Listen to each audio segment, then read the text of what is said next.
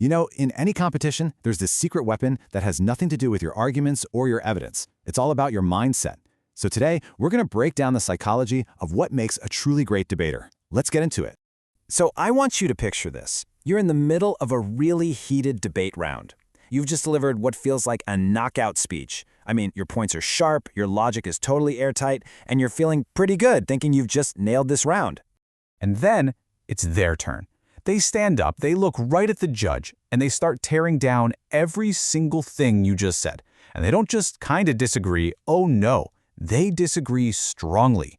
This right here, this is the moment that matters. But here's the thing.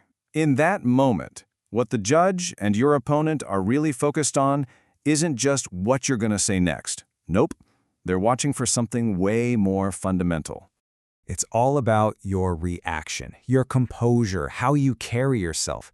Honestly, this is where the truly great debaters separate themselves from everybody else. So this all comes down to one big idea: sportsmanship. But what does that word even mean when we're talking about debate? Let's actually break it down. At its heart, sportsmanship is actually pretty simple. It's about how you conduct yourself. Being respectful to your opponents and the judge, staying calm when things get tough, and just being fair in how you respond to their ideas. But here's the real key. Sportsmanship isn't for the easy moments. It's for the hard ones. I mean, anyone can be graceful when they're winning, right? The real test comes when you completely disagree with something, or when a point doesn't go your way, or when you just feel that wave of frustration. That's when your mindset really, truly counts. And this all boils down to reframing what a debate actually is. It's so easy to see it as just a verbal fight, a battle you have to win no matter what. But that's just a huge misunderstanding of what we're all here to do.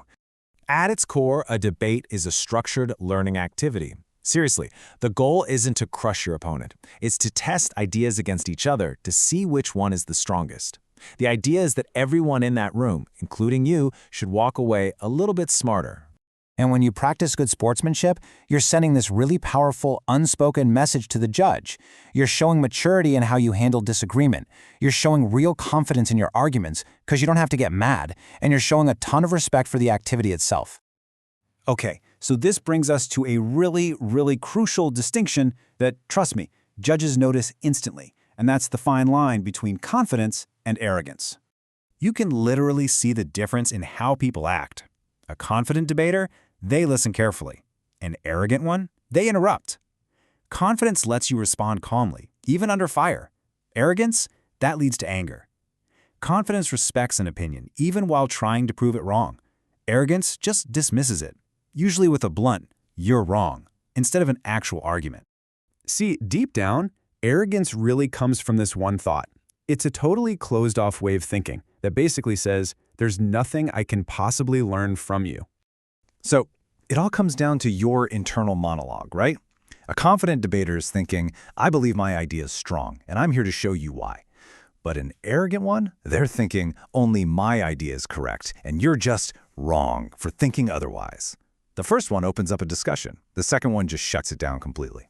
And that's really the big takeaway here.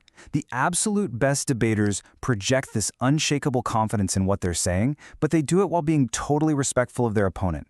They're not opposites. They actually make each other stronger. So you might be wondering, why does all this mindset stuff even matter when you're trying to win? Well, because judges notice everything. It's about the entire package you present, not just the words you say.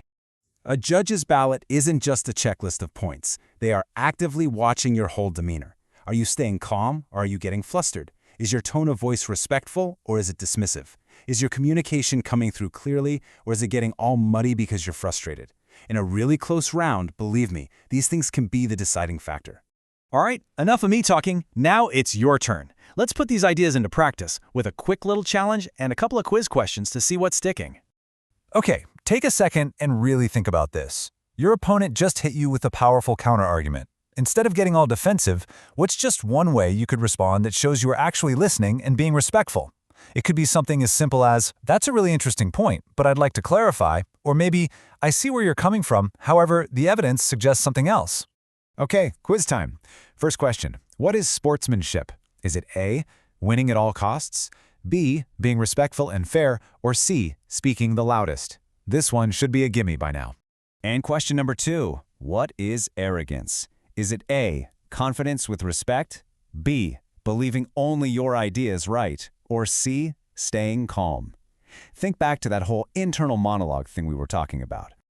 All right, let's see how you did. The answers are B for both of them. Sportsmanship is all about being respectful and fair, and arrogance is that trap of believing only your idea could possibly be the right one. Hey, if you got those right, you are absolutely on the right track. So there you have it. This is the mindset of a top-tier debater. It's not about being the loudest or most aggressive person in the room. It's about being calm, confident, and most importantly, respectful. That's what real strength in a debate looks like. And that kind of leaves us with one last thing to think about. This whole mindset thing, it goes way beyond just the debate room, right?